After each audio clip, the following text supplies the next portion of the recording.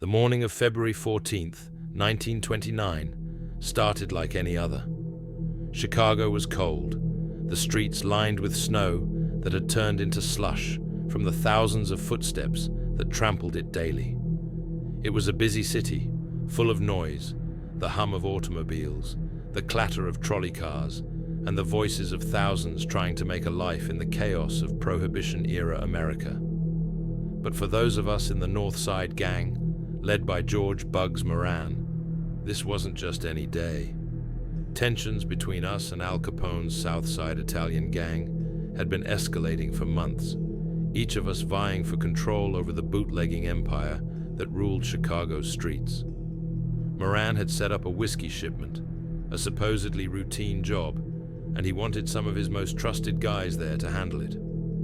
That's how I found myself at 2122 North Clark Street, standing in the dimly lit garage with 6 other men, waiting for what we thought was going to be just another exchange. The garage smelled of oil and cigarette smoke, a dingy place with stacks of crates and a few old cars lined up along the walls. We had been told to expect a truckload of liquor, something to keep our operations running. And as we stood there, cracking jokes, none of us suspected that we were walking straight into a trap. Bugs Moran himself had been running late that morning. Had he been on time, he would have been standing with us, right where we all lined up against the cold brick wall. But fate had other plans. At exactly 10:30 a.m., we heard tires screeching outside. A moment later, the heavy garage doors rolled open, and 2 men dressed in police uniforms stepped inside. My first instinct was to run.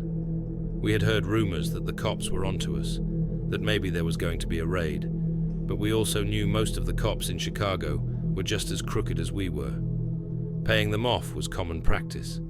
That's why, at first, no one panicked. We thought this was just another shakedown, maybe some dirty cops looking for their cut. The officers barked orders, telling us to turn around, face the wall, hands up. The others did as they were told, but my gut was screaming that something was wrong. I turned my head just slightly, trying to catch a glimpse of what was happening, and that's when I saw them. More men were coming in, not just police, but men in civilian clothes, armed to the teeth with Thompson submachine guns. I barely had time to process what was happening before the first shot rang out. The sound was deafening inside the garage, echoing off the walls, and before I could even react, the entire room was lit up with gunfire. I felt the bullets tear through me, 1, then 2, then more. My knees gave out, and I hit the cold concrete floor, my body numb from the pain. Blood pooled around me, thick and warm, the coppery scent filling my nostrils. I could hear the others screaming, the rapid bursts of the machine guns drowning out everything else. The firing lasted less than a minute, but it felt like an eternity. Then, silence. I lay there, my breath coming in short gasps, my vision blurring. I could hear footsteps moving around us, the sound of the guns clicking as they were reloaded. Then, one final shot rang out, a single bullet to the head of the man next to me. They were making sure we were all dead. I held my breath, every muscle in my body screaming at me to move, to run, but I knew if I twitched, I'd be next.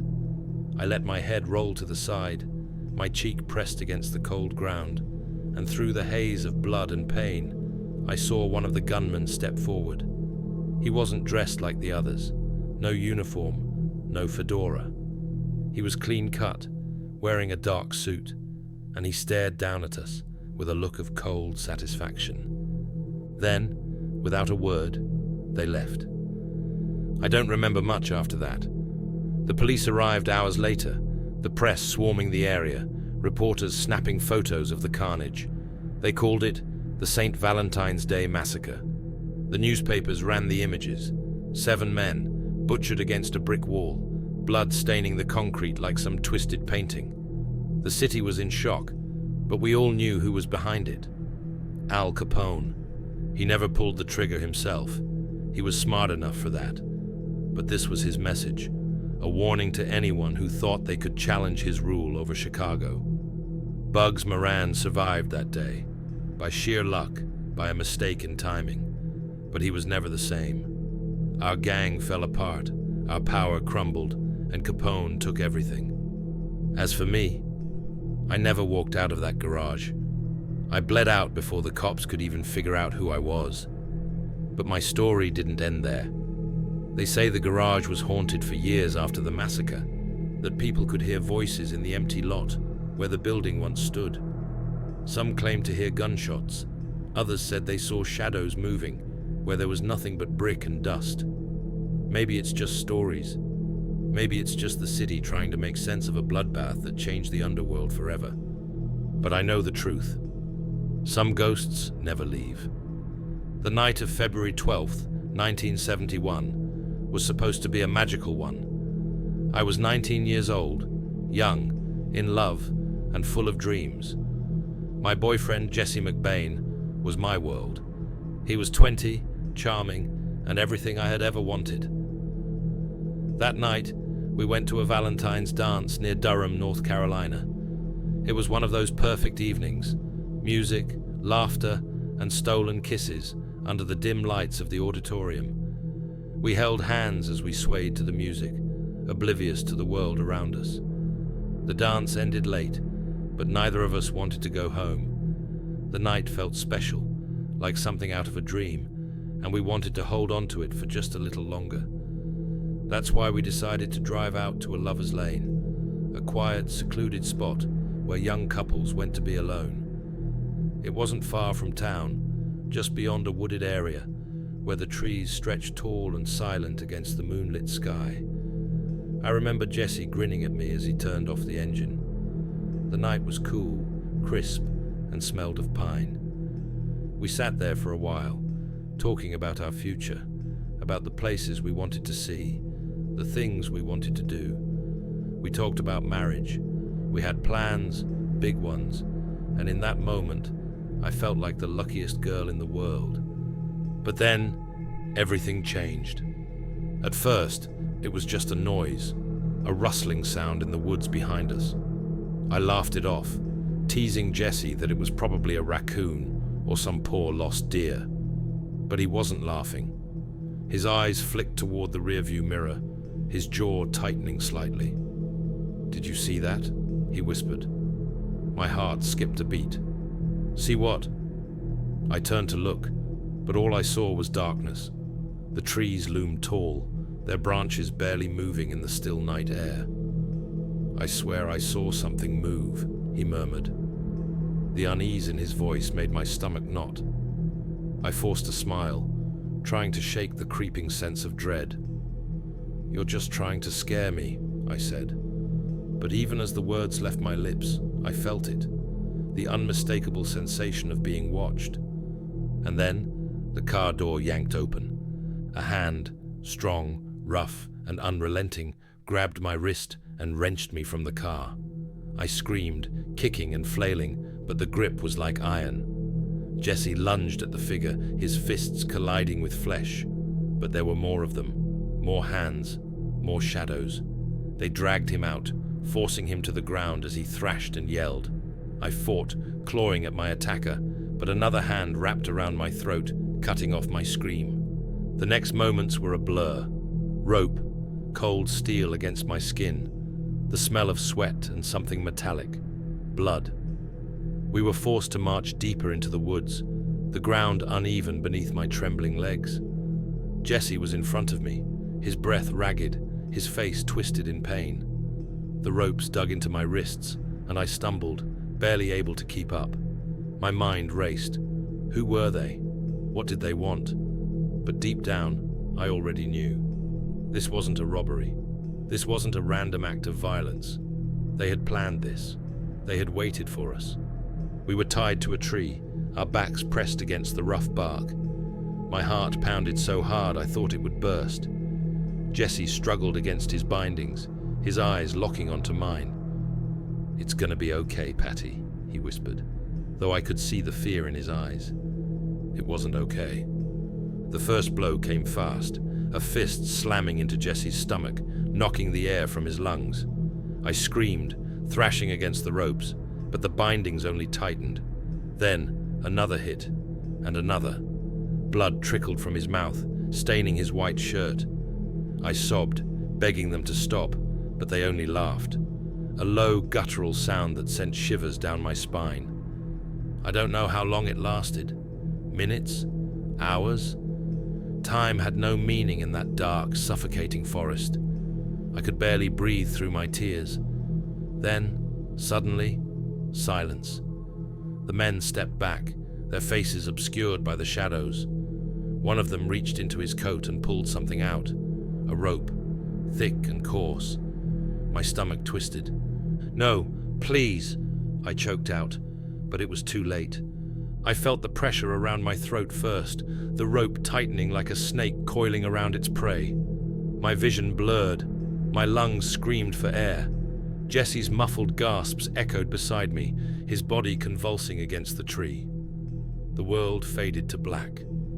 I don't remember dying, but I remember waking up, not in my body, not in that forest, but somewhere else, somewhere dark and cold, where whispers danced in the air like smoke.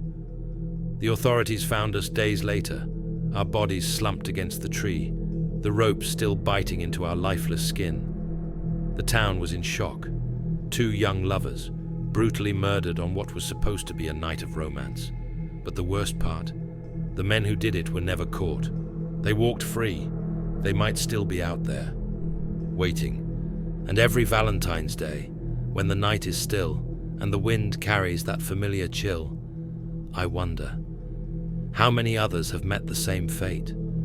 How many others will hear the rustling in the woods and mistake it for the wind? How many others will see the shadows move in the darkness, not realizing that someone is watching? Waiting, because love doesn't always save you. Sometimes it lures you straight into the hands of a monster.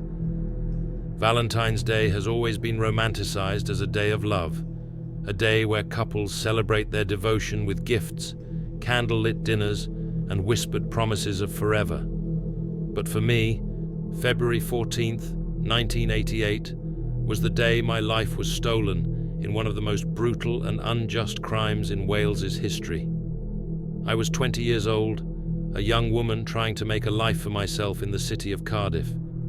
My world wasn't perfect, far from it, but I had dreams.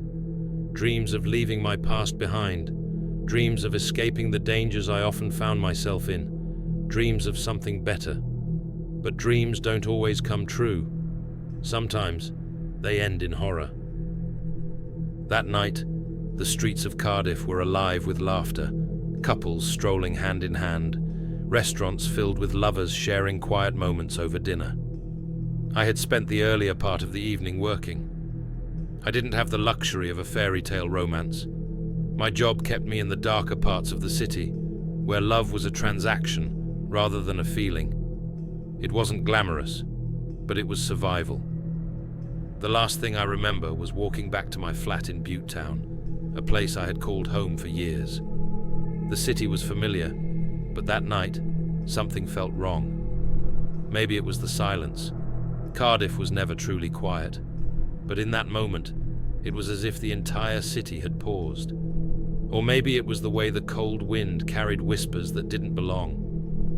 I remember quickening my pace, my heels clicking against the pavement as I glanced over my shoulder. No one was there. At least, not that I could see. I reached my door, fumbling with my keys, my heart hammering in my chest for reasons I couldn't explain. I told myself I was being paranoid, that I was just tired. But the moment I stepped inside, I knew I wasn't alone. The door clicked shut behind me, and the air shifted. A shadow moved in the dim light of my small apartment. Before I could scream, a hand clamped over my mouth. I struggled, my fingers clawing at the skin of my attacker, my legs kicking as I was forced backward. The stench of sweat and something metallic, blood, filled my nostrils. I fought. God, I fought. But I was small, and he was strong. The first slash came fast, a searing pain ripping through my chest. Then another, and another. The room spun, my vision fading in and out as my body collapsed onto the floor. Blood, so much blood, pooled beneath me, soaking into the carpet, into my clothes, into my skin. My breath came in short, ragged gasps, and I knew I was dying. The pain dulled, my limbs felt heavy, my heartbeat slowed.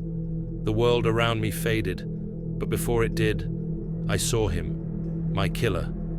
He stood over me, his face emotionless, his eyes dark voids of nothingness. I wanted to scream, to ask him why, but the words wouldn't come. And then there was only darkness. For years, the police struggled to solve my murder. 5 men, 5 innocent men, were arrested and wrongfully convicted for my death. They called them the Cardiff 5, and they spent years in prison for a crime they didn't commit. I watched from the other side, screaming into the void, knowing the real killer was still out there, free. It took over a decade for the truth to come to light. It wasn't 5 men. It wasn't some gang-related dispute. It was one man, a man named Jeffrey Gafour, a man who had walked free while others took the blame for his crime. DNA evidence finally linked him to my murder in 2002, and he was arrested, 14 years too late. Justice came, but it was hollow. Nothing could bring me back.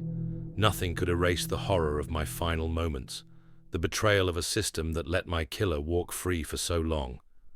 My name became a symbol of one of the worst miscarriages of justice in British history.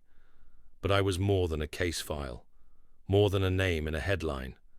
I was a daughter, a friend, a woman with dreams, dreams that ended in a pool of blood on Valentine's Day.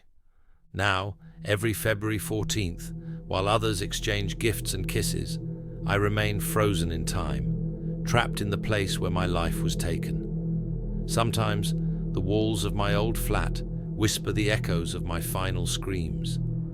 Sometimes passers-by feel a chill as they walk by, a sudden, unexplainable sadness creeping into their bones.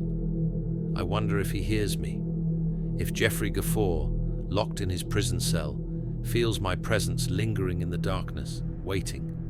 Because love didn't find me that Valentine's Day, but vengeance just might. Valentine's Day is supposed to be about love, about celebrating the person you've chosen to spend your life with, about whispered I love yous and candlelit dinners.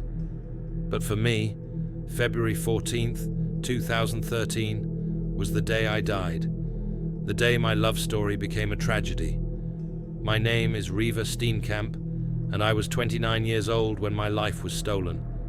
I was a model, a law graduate, a daughter, and a woman who had dreams, ambitions, and a future that was taken from me in a hail of bullets. I remember waking up that morning, the early light creeping through the curtains of Oscar's home in Pretoria. The house was modern, sleek, filled with the things that came with fame and fortune. Oscar Pistorius, my boyfriend, was a South African hero, an Olympic athlete known as the Blade Runner for his carbon fiber prosthetic legs. The world saw him as a champion, an inspiration. I saw him as the man I loved. But behind closed doors, things weren't as perfect as they seemed. There was a darkness in Oscar, a temper that simmered beneath the surface, a paranoia that made him unpredictable. I had seen glimpses of it before, but I ignored the red flags, convincing myself that love would make things better. That morning, I had planned to surprise him. Valentine's Day was special to me, and I wanted to make it a day of love. But love wasn't what I found that day. Instead, I found fear. It started with an argument.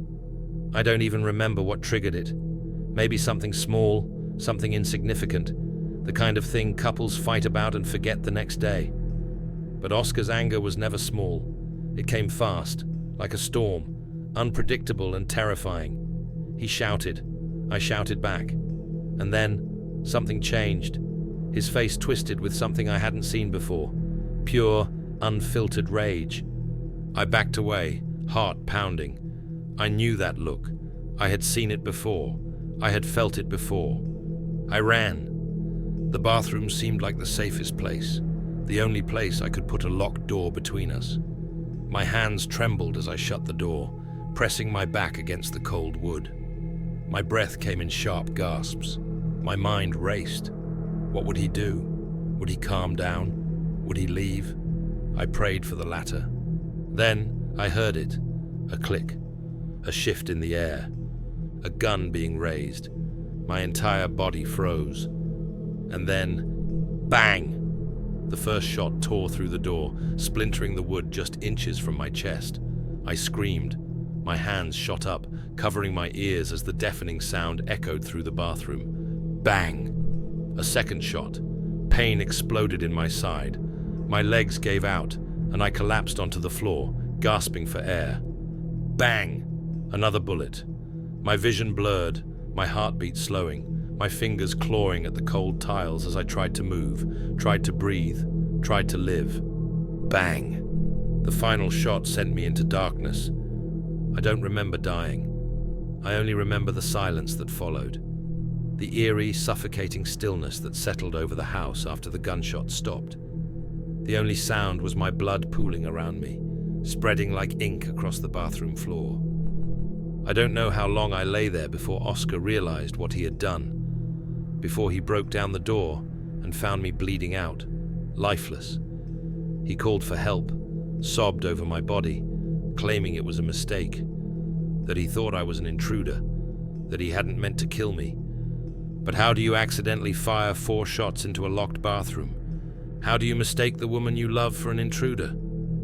The trial that followed was a spectacle. The world watched as Oscar wept in court, as his lawyers painted him as a man crippled by fear, a man who acted out of instinct, out of self-defense. But I wasn't there to speak for myself. I wasn't there to tell them about the fear I had felt, the fear that had driven me into that bathroom in the first place. I wasn't there to remind them that love isn't supposed to hurt, that it isn't supposed to end in blood and silence.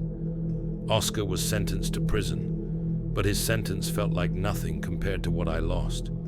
My family, my friends, they were left with only memories, with pictures in frames and voices on old voicemails. I was supposed to have a future. I was supposed to change the world, to fight for the women who couldn't fight for themselves. Instead, I became another name on a list, another woman murdered by the man who was supposed to love her. Valentine's Day used to mean something different to me. It used to be about flowers, about romance, about love. But now, it's a reminder that love isn't always gentle, that sometimes the people we trust the most are the ones who destroy us. I don't want to be forgotten. I don't want my name to fade into history as just another tragic headline. I want my story to mean something. I want it to warn people. Because if it could happen to me, it could happen to anyone. And next Valentine's Day, when you hear the stories of love and devotion, when you see the couples celebrating, remember the ones who never got the chance. Remember me, Valentine's Day. 1985 was supposed to be one of the happiest days of my life. I was 22 years old, engaged to the man of my dreams, and looking forward to a future that seemed bright and full of love. My fiancée and I had been planning our wedding, picking out invitations, discussing venues, and dreaming about the life we were going to build together.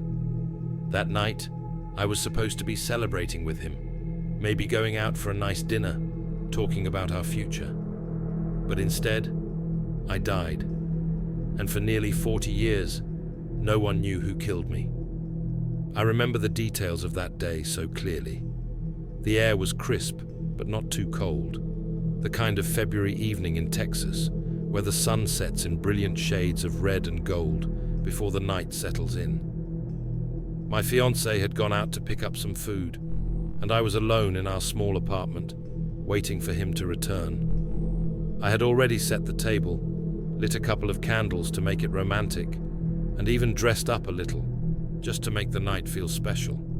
I was happy, genuinely happy. But happiness can be deceiving. I don't know exactly when I heard the sound. A creak, a shift in the air. The kind of noise that wouldn't normally make me nervous, except that I knew I had locked the doors. The apartment was small, just a living room, kitchen, bedroom, and bathroom. There weren't many places to hide. And yet, something felt wrong. I turned, scanning the room, my heart pounding. The back door. Had I locked the back door? I could have sworn I had, but suddenly, doubt crawled up my spine. My breath hitched as I took a slow step forward, reaching out to flick on another light. That's when I saw it. A shadow moved. Not outside, inside. I barely had time to react before I felt something slam into the back of my head. The pain exploded through my skull, a white-hot flash that blurred my vision.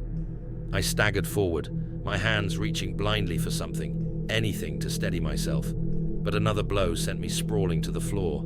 My ears were ringing, my head was spinning, my body felt heavy, sluggish, like I was moving through water. Then, hands, rough, unrelenting, grabbing me, pulling at my clothes, forcing me onto my back. I fought. God, I fought. I kicked, scratched, screamed. But he was stronger. He pinned me down, his weight crushing me, his breath hot and sour against my face. I don't know how long it lasted. Time stopped making sense. At some point, I must have blacked out, because the next thing I remember was the feeling of something cold, metal maybe, pressing against my temple. My body ached. My arms felt like lead. My throat was raw from screaming. And then, just before everything went black for the last time, I heard him whisper something. Something I will never forget. Happy Valentine's Day.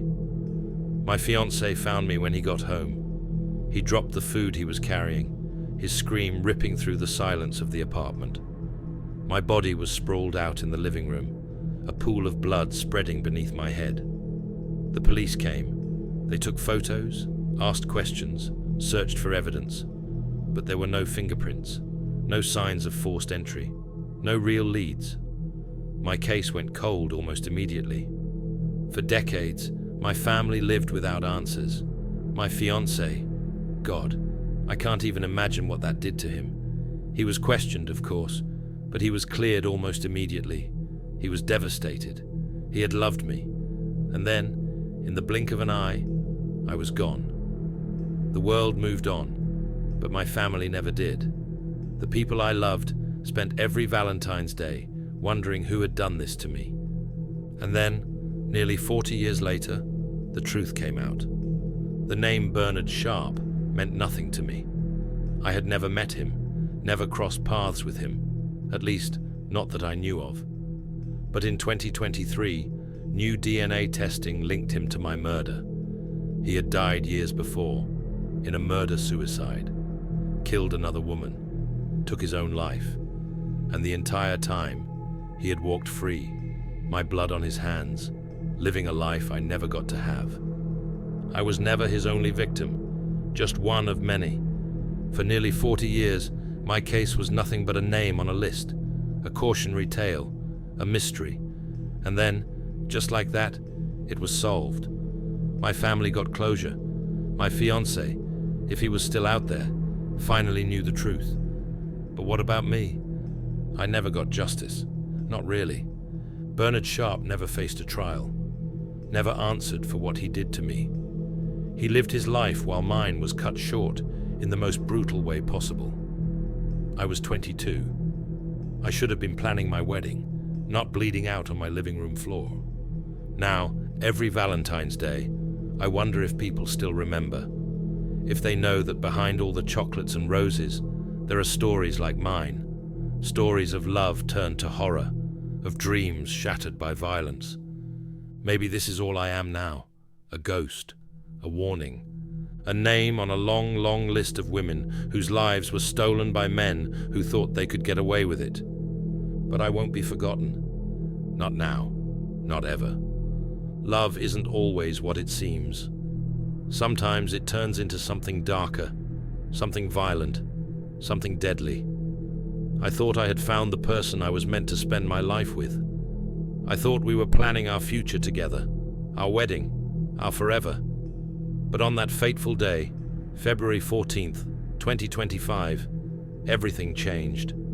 I became the woman who let rage consume her, the woman who turned a simple argument into a moment of irreversible horror. I became the woman whose love story ended in blood. That day started like any other. It was cold outside. Wisconsin winters always were, but I didn't mind. I had been engaged for a few months, and everything was supposed to be perfect. My fiancée and I had spent weeks discussing wedding plans, choosing flowers, colors, and music for the ceremony. But one issue kept coming up: the venue. I wanted to have the wedding at our home, something small and intimate. He wanted something different, somewhere more traditional, a grander setting with a banquet hall and a guest list that felt overwhelming. It should have been a minor disagreement, something we could compromise on, something we could laugh about later, but it wasn't. The tension had been building for weeks. It wasn't just about the wedding. It was about control, about power, about who made the decisions in our relationship. I could feel the resentment simmering beneath the surface, growing stronger every time the topic came up. And that day, it all came to a boiling point. We were sitting in the kitchen, our voices already raised, the frustration spilling out in words neither of us could take back. "Why can't you just listen to me for once?" I snapped, slamming my hand down on the counter. "This is our wedding, not just yours." He shook his head, exhaling sharply. "Because you're being unreasonable, Kaylee. We can't just have it in our backyard like some cheap barbecue. This is a wedding." That was it. That one word, cheap. It set something off inside me. The next moments were a blur. 1 second, I was standing there, my hands clenched into fists, my whole body shaking with anger. The next, I was reaching for the knife sitting on the counter, a sharp, gleaming kitchen knife. My fingers wrapped around the handle, my heart hammering in my chest. I didn't think. Before I knew it, the blade was in my hands, and I was lunging forward.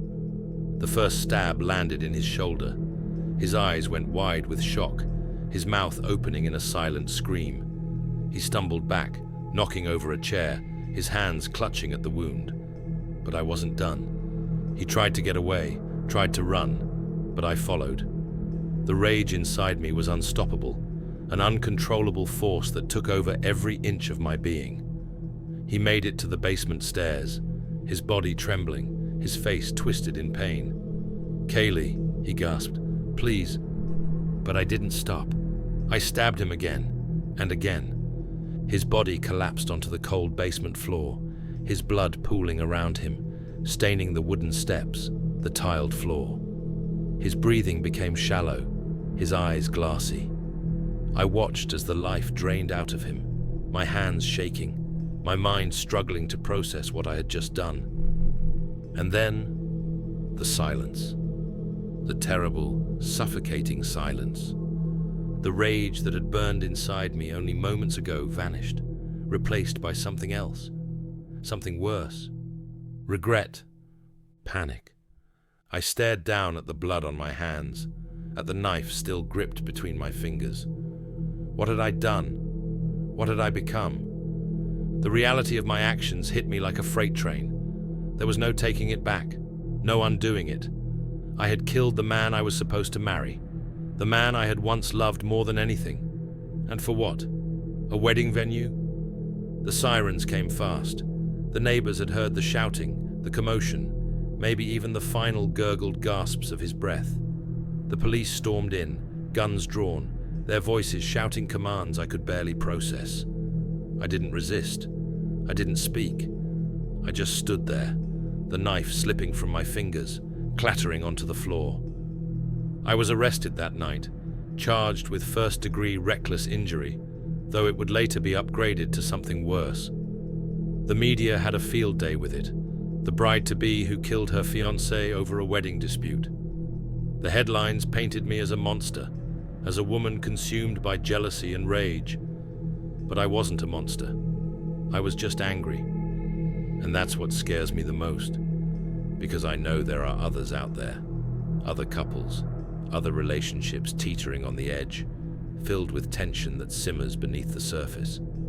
It only takes one moment, one mistake, one snap decision to turn love into something unrecognizable. I never made it to my wedding day. Instead, I spent Valentine's Day in a cold, grey cell, replaying those last moments over and over again, wondering how I had let it happen, how a love that once felt so deep could end with a knife in my hands and a body on the floor. Love isn't supposed to be like this, but sometimes love kills. I never thought my life would spiral into something out of a horror movie. I never thought that a harmless night with my girlfriend, Jane A. White, would end in blood, panic, and a crime I can't take back. But the mind plays tricks on you. Fear twists reality. And on that fateful February night in 2025, I became a murderer, because I believed she was going to kill and eat me. It started as an ordinary night. We were in my house in Pennsylvania, just me, Jane, and a couple of friends. We had been smoking weed, laughing, relaxing, nothing out of the ordinary. The air was thick with the scent of marijuana, the television playing some documentary in the background, and I remember feeling good, comfortable. But at some point, something shifted. The world around me started to feel wrong. The room felt smaller.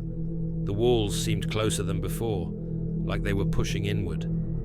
My heartbeat, steady moments ago, pounded in my ears, loud and erratic.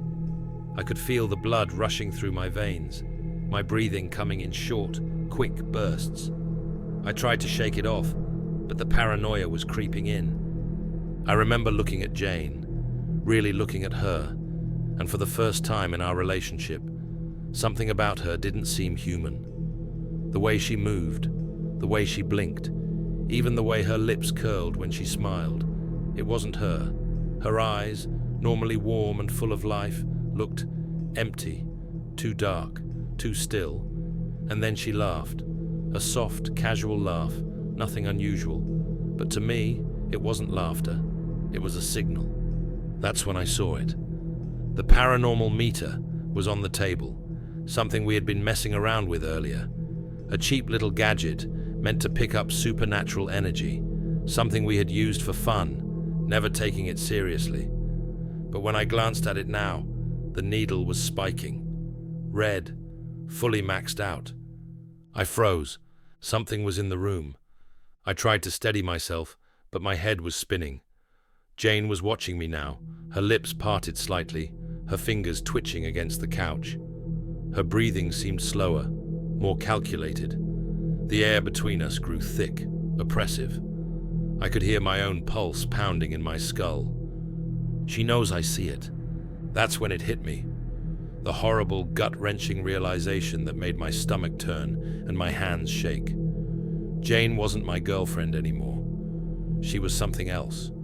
Something that had been hiding inside her, waiting. She had been acting normal all night, luring me into a false sense of security. But now the act was slipping, and I could see the truth beneath her skin. She was going to kill me. No, she was going to eat me. My breath came in ragged gasps. I could already picture it, her teeth sinking into my flesh, her mouth stretching wider than humanly possible. I had to act first. I had to stop her before she could stop me. I don't remember grabbing the gun. One moment, I was staring at her, and the next, the cold metal was in my hands, my fingers wrapped tightly around the grip. My mind was screaming at me, telling me this was the only way to survive.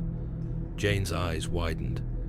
"Jared," she said, her voice suddenly too soft, too fake. "Put that down." Number.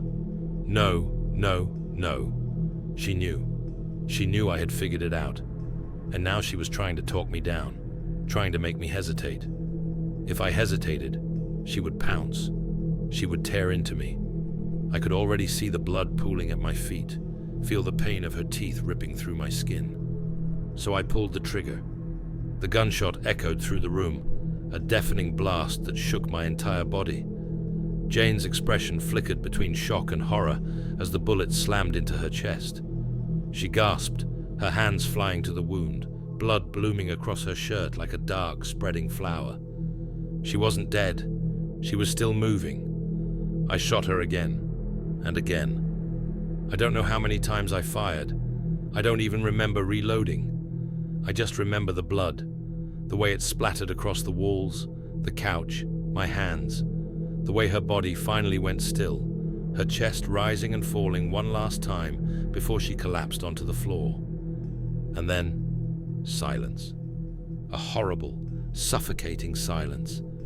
The high was wearing off, the paranoia was fading, and reality was creeping back in. I stared at Jane's lifeless body, my breath coming in quick, panicked gasps. My hands were shaking. The gun felt like it weighed 1,000 pounds. What had I done? What the fuck had I done? The door burst open. My friends, who had fled the room when the first shot rang out, came rushing back in, their faces twisted in horror. Someone screamed. Someone grabbed me, yanked the gun out of my hands. I barely felt it. I barely felt anything. The police came. The sirens wailed. My wrists were forced into cold steel handcuffs. I didn't fight. I didn't speak. What could I say? That I killed my girlfriend because I thought she was a monster, that she was going to eat me. They wouldn't believe me. They called it paranoia, a drug-induced delusion, said I had smoked too much weed, gotten too high, lost my grip on reality. The headlines were brutal. Man kills girlfriend over paranormal fear. I was painted as insane, as dangerous, as a murderer, and maybe I was. But even now, sitting in this cold, grey cell, I can't shake the feeling that I was right, that Jane wasn't Jane anymore, that something else had been wearing her skin, waiting for the right moment to strike. What if I hadn't pulled the trigger? Would I be the one in a pool of blood instead? Or worse, would I have disappeared, my body never found, my fate left to speculation? I don't know, and I never will. But sometimes, in the dead of night, when everything is quiet, I swear I can still hear her voice. Not from my memories, not from my nightmares, from right outside my cell, whispering, "Jared, you were right."